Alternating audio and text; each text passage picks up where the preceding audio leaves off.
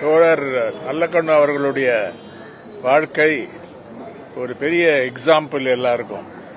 விடுதலை போராட்டத்தில் ஆரம்பித்து ஸ்கூலில் இருக்கும்பொழுது அவர் அர்ப்பணித்துக் கொண்டு இந்த இயக்கத்துக்கு, கம்யூனிஸ்ட் இயக்கத்துக்கு, எல்லா ஒரு ஹியூமிலிட்டிக்கு ஒரு எடுத்துக்காட்டாக, நல்ல டெம்பரமெண்ட், அவரோட பழகிறது ஒரு பெரிய எக்ஸ்பீரியன்ஸ் என்று சொல்லலாம். அது எல்லாரோடையும் நல்ல டிக்னிட்டியோடு பழகுவார். எல்லாரும் அவர் அட்மையர் பண்ணக்கூடிய அளவுக்கு அவர் லைஃபே இருந்தது.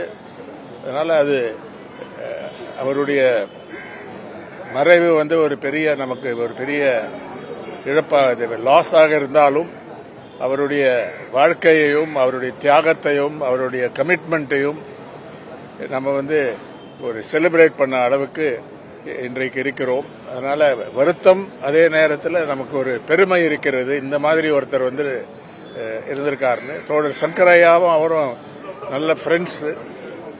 நான் அந்த படத்தை பார்த்துருக்கேன். அவங்க 2 பேரும் கையை பிடிச்சிட்டு போறாரு. ஒருத்தர் இன்னொரு கையை பிடிச்சிட்டு, அவரும் 100 வயசுக்கு மேலே, இவரோட 1 வயசு பெரியவர் அவர். அதனால அது ஒரு மறக்க முடியாத அந்த போட்டோகிராஃப்ஸ் அது.